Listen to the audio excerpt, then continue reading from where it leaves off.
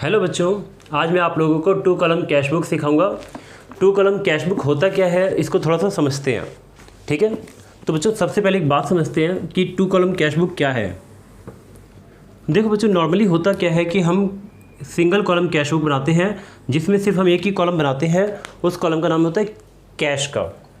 इसमें क्या होता है कि जो भी कैश हमें रिसीव होगा हम सब इसमें रिकॉर्ड करेंगे, और जो भी कैश की पेमेंट होगी हम सारी पेमेंट को भी यहीं रिकॉर्ड करेंगे। इसमें किसी भी तरह के बैंक के ट्रांजैक्शन को रिकॉर्ड नहीं किया जाता। मतलब कि अगर हम कोई बैंक से पेमेंट कर रहे हैं या पैसा हमारे बैंक में रिसीव होगा या कोई चेक रिसीव हो रहा है तो वो कैश बुक, अगर सिंगल कॉलम कैश बुक है तो उसमें रिकॉर्ड नहीं कर सकते हैं। तो नॉर्मली वैसे सिंगल कॉलम कैश बुक बनाते भी कोई नहीं है, ये तो बस ऐसे ही समझाने के लिए बच्चों को। Normally two column cash book ही बनता है। तो टू कॉलम कैश बुक में होता क्या है कि दो कॉलम बनते हैं, एक होगा कैश का कॉलम, एक होगा बैंक का कॉलम। तो स्टार्ट करते हैं। क्या है, देखो बच्चों, सबसे पहले डेट का कॉलम होगा, पर्टिकुलर्स, LF, कैश और बैंक।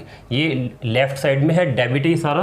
और क्रेडिट साइड में डेट, पर्टिकुलर्स, LF, कैश और बैंक, ये क्रेडिट साइड है। तो बच्चों इतना तो समझ में आ ही गया होगा। ठीक है, लेफ्ट में जितने कॉलम्स हैं राइट में भी उतने ही कॉलम हैं। होगा क्या, हम एक बात समझेंगे इसको। जो भी हमें कैश का रिसीव होगा, रिसीट्स, हम सारे के सारे रिसीट्स को इधर लिखेंगे। मतलब कैश या बैंक में जो भी अमाउंट रिसीव होगा हम सबको डेबिट साइड में रिकॉर्ड करेंगे, और जो भी कैश या बैंक से पेमेंट्स होंगी उन सबको हम क्रेडिट साइड में रिकॉर्ड करेंगे। तो बच्चों कैश बुक जो है बिल्कुल एक कैश अकाउंट की तरह ही होता है। ठीक है, तो ये जो प्लस होता है वो डेबिट साइड से प्लस होता है और क्रेडिट साइड से ये माइनस होता है। ठीक है, थोड़ा कैश बुक के बारे में और बातें समझते हैं। देखो बच्चों, नॉर्मली तो जर्नल एंट्री होती है। अगर बिजनेस का साइज़ छोटा है तो जर्नल एंट्री होती है, लेकिन जब बिजनेस का साइज़ जब बड़ा होने लग जाता है तो फर्म क्या करती है, बुक्स मेंटेन करने लग जाती है।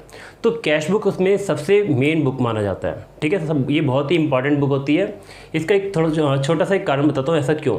क्योंकि एक बिजनेस के अंदर ज़्यादातर ट्रांजैक्शंस कैश में ही होते हैं, और कैश के बाद सेकंड नंबर पे बैंक में ही ज़्यादातर ट्रांजैक्शन होते हैं। तो हर एक बिजनेस क्या करती है, कैश के लिए एक सेपरेट बुक मेंटेन करती है। ठीक है, तो यहाँ पर हम कैश बुक इसलिए बना रहे हैं क्योंकि कैश बुक में ये काफ़ी एक इम्पॉर्टेंट बुक है। हाँ, तो बच्चों एक क्वेश्चन में डायरेक्ट स्टार्ट करता हूँ, बाकी की बातें हम बाद में करेंगे। तो कैश बुक बनाते वक्त कुछ बातें और समझ लेते हैं थोड़ा सा। कैश बुक जो होगा इसका ओपनिंग बैलेंस डेबिट साइड में ही रहेगा हमेशा, क्योंकि कैश एक एसेट्स है। लेकिन बच्चों बैंक की अगर हम बात करें तो बैंक का ओपनिंग बैलेंस इधर भी आ सकता है और बैंक का ओपनिंग बैलेंस इस साइड भी आ सकता है, क्योंकि बैंक जो है नेगेटिव भी हो सकती है। अगर बैंक पॉजिटिव होगी तो बैंक को हम इधर लिखेंगे, लेकिन बैंक अगर नेगेटिव होगा तो हम बैंक का बैलेंस इधर लिखेंगे। ठीक है, कैश हमेशा पॉजिटिव रहेगा। इसका कारण ये है कि आपके पास जितने का कैश है आप उससे ज़्यादा खर्च नहीं कर सकते। अगर आपकी जेब में 100 रुपये हैं तो आप सिर्फ 100 रुपये ही खर्च कर पाओगे। लेकिन बैंक के अंदर क्या है, अगर आपके जेब में, आपके बैंक में 1000 रुपये हैं तो आप 1000 से ज़्यादा 2000, 3000, 4000, 5000, 10000, 20000, 30000, 50000 ऐसे कितना भी खर्च कर सकते हैं, क्योंकि बैंक जो है वो नेगेटिव में भी जा सकता है, माइनस में भी जा सकता है। ठीक है, जो करंट अकाउंट होते हैं माइनस में चले जाते हैं, तो बैंक का माइनस बैलेंस भी हो सकता है। ठीक है, अब स्टार्ट करते हैं, समझना स्टार्ट करते हैं। आप लोग क्वेश्चन को स्क्रीन के ऊपर देखो। सबसे ऊपर लिखा है, enter the following transactions of Messrs Prime Trading company in cash book with bank column. आगे लिखा है, balance the cash book as on 31 December 2015। तो हमें एक टू कॉलम कैश बुक बनाना है मेसर्स प्राइम ट्रेडिंग कंपनी का। यहाँ पर ये 2015 के ट्रांजैक्शंस हैं, तो हम यहाँ पे सबसे पहले लिखेंगे 2015। ठीक है, और 2015 हम यहाँ पर भी लिख लेंगे। लिखने के बाद बच्चों सबसे पहले लिखा हुआ है कैश इन हैंड। ठीक है, तो कैश इन हैंड, और ये बैलेंस है दिसंबर का, तो दिसंबर 1, कैश इन हैंड को लिखेंगे 2, बैलेंस BD, ये ओपनिंग बैलेंस होता है। तो कैश का ओपनिंग बैलेंस हमें दिया हुआ है 40,000 का, 40,000 रुपये का। आगे लिखा है दिसंबर 1 को ही बैंक ओवरड्राफ्ट। बच्चों ये बात समझ लो, बैंक ओवरड्राफ्ट क्या होता है। बैंक ओवरड्राफ्ट जो है ये माइनस बैलेंस होता है बैंक का। तो दिसंबर 1 बाई बैलेंस BD, ये 1 लाख रुपए है। इस बात को थोड़ा समझना ध्यान से। बैंक का ओपनिंग बैलेंस इस साइड भी हो सकता था, लेकिन इस क्वेश्चन के अंदर बैंक का ओपनिंग बैलेंस इस साइड है, मतलब नेगेटिव साइड में है, क्योंकि बैंक ओवरड्राफ्ट लिखा हुआ है। बैंक ओवरड्राफ्ट का मतलब बैंक हमारा नेगेटिव में है, माइनस में है। तो बच्चों अब आगे कुछ बातें और समझते हैं। कैश बुक में एक बात है, एक रूल है यहाँ पे, कि अगर हमें कोई चेक मिलता है और चेक को हम सेम डेट को बैंक में जमा कर देते हैं, तो उस चेक को हम सीधा बैंक कॉलम में जमा कर देते हैं, तो उसकी सीधी एंट्री बैंक में होगी। लेकिन बहुत बार होता है ये है कि चेक हमें मिलता किसी और डेट को है और उस चेक को डिपॉजिट हम किसी और डेट को करते हैं। तो जिस डेट को मिलेगा उस डेट की कोई एंट्री नहीं होगी, लेकिन जिस डेट को डिपॉजिट होगा उस डेट की एंट्री होगी। जैसे मुझे आज कोई चेक मिला और मैंने उस चेक को अपने पास रख लिया, लेकिन 10 दिन बाद या 15 दिन बाद उस चेक को मैं बैंक में जमा करता हूँ, तो जब आज मुझे चेक मिला तो आज इसकी कैश बुक में कोई रिकॉर्डिंग नहीं होगी, इसकी एक जनरल एंट्री पास हो जाएगी। ठीक है। और जिस डेट को ये चेक बैंक में जमा होगा उस डेट को लिखेंगे टू चेक इन हैंड, और चेक इन हैंड लिख के बैंक कॉलम में इसको दिखा देंगे। तो करते हैं यहाँ पे दिसंबर 3 की एंट्री पढ़ते, क्या लिखा है। दिसंबर 3 में बच्चों लिखा हुआ है यहाँ पर, received a cheque from Ramlal on account ₹29,000 and allowed him discount 400। तो लिखा रामलाल से हमें एक चेक मिला और हमने उसको 400 का डिस्काउंट दिया। बच्चों एक बात और, नॉर्मली हमारे पास जितने भी क्वेश्चंस आएंगे उसमें डिस्काउंट भी दिया होता है, तो बहुत से बच्चे कंफ्यूज रहते हैं कि डिस्काउंट हम पहले से घटाओ माने या डिस्काउंट घटा के दिखाना है। तो आपको करना ये है कि क्वेश्चन को रीड करके देखना, उससे पता चल जाता है काफ़ी कुछ। वैसे नॉर्मली डिस्काउंट ऐसा मान के चलोगे कि डिस्काउंट पहले से घटा हुआ है, ठीक है। तो ये मान के चलना कि डिस्काउंट पहले से घटा हुआ, तो डिस्काउंट घटाने की ज़रूरत नहीं है, ठीक है। तो यहाँ पर 3 तारीख को लिखा है रामलाल से चेक मिला, और 7 तारीख की एक और एंट्री देखो क्या लिखा है, Ramlal check deposited into the bank. Ramlal का जो चेक है वो बैंक में जमा हो गया। तो बच्चों यहाँ पे एक बात हमें और समझ में आई, 3 तारीख को रामलाल ने चेक दिया 29,000 रुपये का, और 7 तारीख को उस चेक को हमने बैंक में जमा कर दिया। तो हम करेंगे क्या, 3 तारीख की कोई भी एंट्री नहीं करेंगे, क्योंकि चेक हमारे हाथ में आया है और वो चेक बैंक में नहीं गया, तो उससे बैंक पे कोई भी इफेक्ट नहीं पड़ा। लेकिन वो चेक बैंक में कब जाएगा, 7 तारीख को जा रहा है, तो हम 7 तारीख की एंट्री करेंगे। दिसंबर 7 को लिखेंगे to cheque in hand, to cheque in hand account, और ये चेक 29,000 रुपये का है, ठीक है। तो हम इसको क्या करेंगे, 29,000 रुपये बैंक में दिखा देंगे।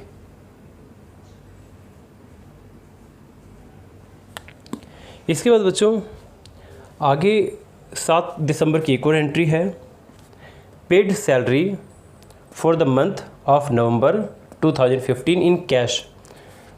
तो दिसंबर 7 को इस सैलरी की पेमेंट हुई है बाई सैलरी, और ये सैलरी की जो पेमेंट हुई है ये हुई है कैश में 28,000 रुपये की। तो 28,000 रुपये कैश में क्रेडिट कर देंगे। सिंपल सी बात है बच्चों, पेमेंट सारा इस साइड आएगा, रिसीव सारा इस साइड आएगा। तो हम सैलरी की पेमेंट करेंगे तो हमारा कैश कम हो जाएगा, इसलिए हमने क्रेडिट कर दिया। इसके बाद आगे है 10 तारीख की एंट्री। देखो बच्चों बहुत इंपॉर्टेंट एंट्री है ये, बच्चे यहीं पे गलती करते हैं। यहाँ लिखा हुआ है दिसंबर 10 में withdrew from the bank for office use 8,000, ठीक है। 8,000 रुपये बैंक से निकाले ऑफिस यूज के लिए। तो इस बात को थोड़ा इस तरीके से हम समझते हैं। बच्चों मान लो ये बैंक है और ये कैश है। अगर आपने बैंक से 8,000 रुपये निकाले हैं ऑफिस यूज के लिए, तो बैंक में से 8,000 रुपये माइनस हो जाएंगे और वो पैसे कैश में आएंगे 8,000 रुपये, ठीक है। इतना क्लियर है। अगर बैंक से 8,000 रुपये निकालो तो बैंक माइनस होगा और कैश बढ़ेगा। तो ऐसी एंट्री को हम बोलते हैं कॉन्ट्रा एंट्री, जिसमें बैंक और कैश दोनों पे इफेक्ट एक साथ पड़ता है। तो पहले तो हमें जब बैंक से पैसे निकालेंगे तो कैश बढ़ेगा, हम अपने कैश को 8,000 रुपये बढ़ा लेते हैं। कैश डेबिट से बढ़ता है इसलिए हम इसको डेबिट में रिकॉर्ड करेंगे, और बैंक 8,000 रुपये घटेगा तो बैंक को क्रेडिट करेंगे, क्योंकि बैंक जो है ये क्रेडिट से घट जाएगा। बात समझ में आ गई? कैश और बैंक दोनों ही क्रेडिट से घटते हैं और कैश और बैंक दोनों ही डेबिट से बढ़ते भी हैं। ये दोनों डेबिट से बढ़ते हैं और क्रेडिट से घटते हैं।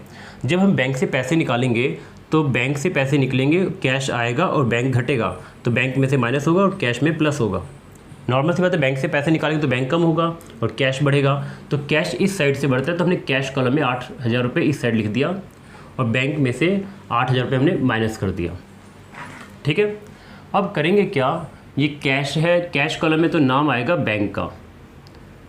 ठीक है, इससे पता चलता है कि हम ये पैसे बैंक से निकाल रहे हैं, मतलब कैश में 8,000 रुपये आए, कहाँ से आए, बैंक से आए। कॉन्ट्रा एंट्री है इसलिए यहाँ पे सी लिख देंगे और यहाँ पर 8,000 रुपये बैंक से कम हुए हैं तो यहाँ पर लिखेंगे बाई कैश। इससे पता चलेगा कि बैंक से कैश निकला है। ठीक है, कॉन्ट्रा एंट्रीज की हो रही है तो यहाँ पे भी सी लिख देंगे। और ये एंट्री है दोनों 10 दिसंबर की,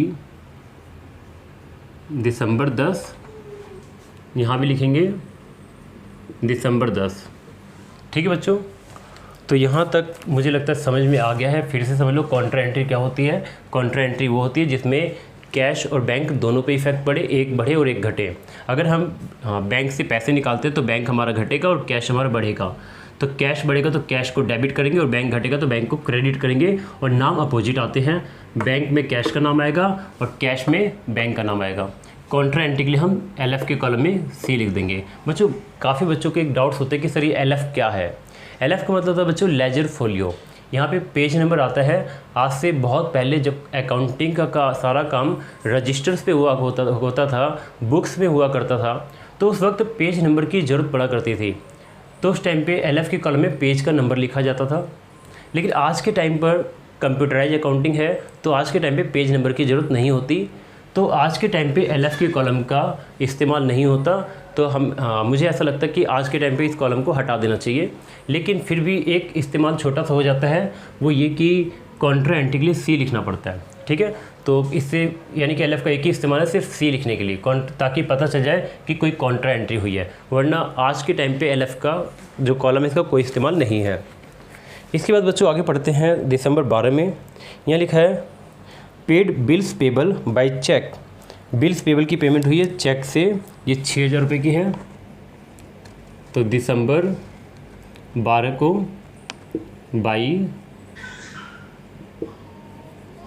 bills payable, bills payable account कितने रुपए की पेमेंट हुई बच्चों, ये 6,000 रुपये की पेमेंट हुई बिल्स पेबल की। पेमेंट हुई है चेक से। जब भी चेक से पेमेंट बोलेगा तो हम बैंक को माइनस करेंगे। आगे बच्चों एक बात और लिखी हुई है दिसंबर 12 में, वो लिखी कि bank returns a cheque of 29,000 received from Ramlal.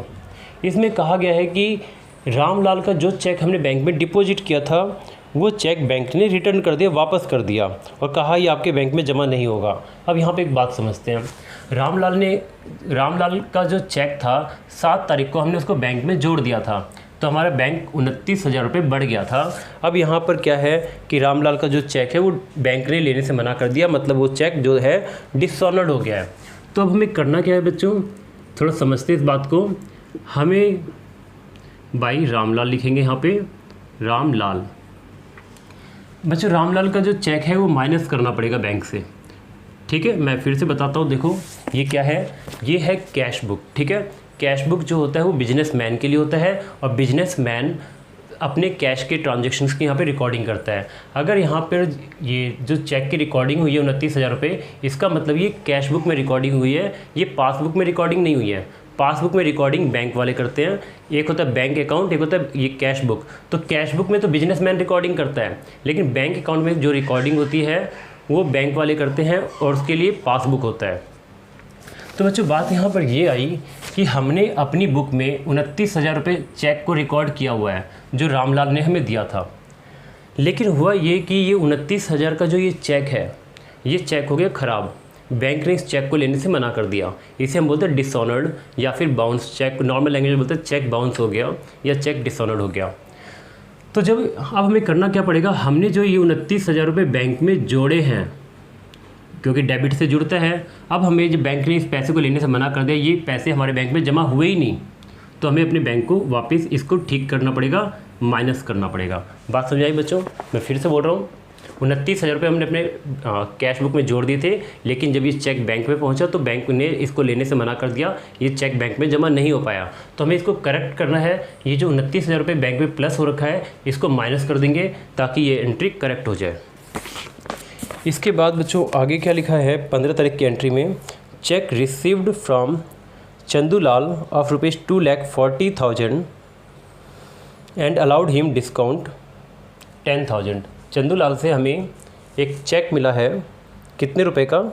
2,40,000 रुपये का, और हमने इसको 10,000 का डिस्काउंट दिया है। तो हम ये मान के चलेंगे कि जो ये चेक है और इसमें जो डिस्काउंट है ये पहले से ही माइनस होके आया है, तो 2,40,000 का चेक है।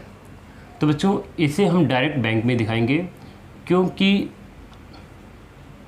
अगर किसी भी चेक की कोई इन्फॉर्मेशन नहीं दी होती तो हम ये मानते हैं कि वो चेक सेम डेट को बैंक में जमा हो गया। ठीक है, अगर कोई इन्फॉर्मेशन हमें ना दी हो तो हम क्या मानेंगे? वो चेक सेम डेट को बैंक में जमा हो गया। जैसे चंदूलाल से हमें चेक मिला और इस चेक के बारे में आगे पूरे क्वेश्चन में कोई दूसरी इन्फॉर्मेशन नहीं दी है, तो हम ये मान लेंगे कि ये चेक उसी दिन बैंक में जमा हो गया, और हम इसको डायरेक्ट चंदूलाल नाम लिख के सीधा बैंक में दिखा देंगे। इसके बाद बच्चों 20 तारीख की एंट्री है, issued a cheque for petty cash. Petty cash मतलब होता है बच्चों छोटे मोटे खर्चे के लिए कोई चेक इशू किया गया है। तो ये कितने रुपए का है? 1,000 रुपये का। तो बाई लिखेंगे, बाई पेटी कैश अकाउंट, पेटी कैश अकाउंट। पेटी कैश मतलब छोटे मोटे खर्चे के लिए होते हैं ये। दिसंबर 20, तो छोटे मोटे खर्चे के लिए 1,000 रुपये का कोई चेक दिया गया है, तो यहाँ से बैंक कम हो जाएगा क्योंकि चेक इशू हुआ है। फिर 26 तारीख की एंट्री बच्चों, paid to Gupta by cheque 92,000 and discount received 3,000। मान के चलेंगे डिस्काउंट पहले से ही माइनस है, तो paid to Gupta by cheque, Gupta को पेमेंट हुई है बच्चों 92,000 रुपये की चेक से। तो फिर दिसंबर 26 को बाय गुप्ता कितने की पेमेंट हुई बच्चों? 92,000 की पेमेंट हुई है। चेक से पेमेंट हुई है तो बैंक माइनस होगा। इसके बाद आगे लिखा हुआ है 28 तारीख की एंट्री है, कैश सेल 9,000। कैश में 9,000 का सेल किया तो कैश बढ़ेगा, 9,000 कैश में आएगा टू सेल्स अकाउंट। ठीक है, और ये तारीख है दिसंबर 28। तो बच्चों इस तरीके से पूरा का पूरा कैश बुक हमारा हो गया कंप्लीट। अब हम क्या करते हैं, इसकी टोटलिंग कर देते हैं। टोटलिंग करके बैलेंस सीडी निकाल लेंगे। ठीक है, अभी बैलेंस सीडी कैसे निकालते हैं, जिन बच्चों को नहीं पता वो एक बार देख लें और इसको अच्छे से समझ लें। ठीक है, अकाउंट्स को बंद करने के लिए बच्चों नीचे डबल लाइन खींचते हैं।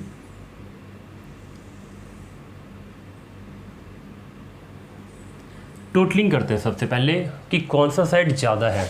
नॉर्मली बच्चों कैश का डेबिट साइड ज़्यादा होता है, तो इसको अगर हम जोड़ें तो ये साइड आएगा 57,000 और कैश का डेबिट 57,000 है और क्रेडिट जो है 28,000 है। तो डेबिट के टोटल में से क्रेडिट को घटाना होता है, घटाएंगे और जो आएगा उसे यहाँ लिख देंगे, ये आएगा 29,000। इसे बोलेंगे बाई बैलेंस सीडी। और बच्चों बैलेंस सीडी हमेशा मंथ की आखिरी तारीख को निकाला जाता है। ठीक है, अब हम बैंक का करेंगे। तो बैंक का डेबिट साइड का टोटल आ रहा है 2,69,000, 2,69,000 और बैंक का डेबिट में से क्रेडिट इन सब को जोड़ के माइनस कर देंगे, तो ये माइनस करने के बाद आएगा 33,000। ठीक है, और टोटलिंग यहाँ पे भी 57 है तो यहाँ भी 57 हो जाएगा और यहाँ 2,69,000 है तो यहाँ भी 2,69,000 हो जाएगा। बच्चों जो बैलेंस सीडी होता है ये दिसंबर के महीने का बना है। अब ये दिसंबर के महीने का क्लोजिंग बैलेंस है, इसका मतलब ये है कि हमारे पास दिसंबर के मंथ के एंड में कैश 29,000 है और बैंक 33,000 है। अब ये क्लोजिंग बैलेंस नेक्स्ट मंथ का ओपनिंग बैलेंस बन जाएगा। सीडी मतलब कैरी डाउन होता है, कैरी डाउन, ठीक है। ये नेक्स्ट मंथ का बैलेंस बीडी बन जाएगा। तो टू बैलेंस बीडी, क्योंकि 2015 तो ख़त्म हो गया बच्चों, ये 2016 स्टार्ट हो गया और जनवरी 1 आ गई, तो जनवरी 1 को ये न्यू बैलेंस बन जाएगा, क्योंकि ये तो 2015 चल रहा था और 2015 का 31 दिसंबर साल ख़त्म हो गया। अब ये 1 जनवरी 2016 आ गया, ये ओपनिंग बैलेंस बन जाएगा। कैश 29,000 और बैंक 33,000। तो बच्चों ये हो गया कंप्लीट, ठीक है। बाकी हम नेक्स्ट में करेंगे और आपको जो भी डाउट्स हो कमेंट में मेरे से पूछ लेना।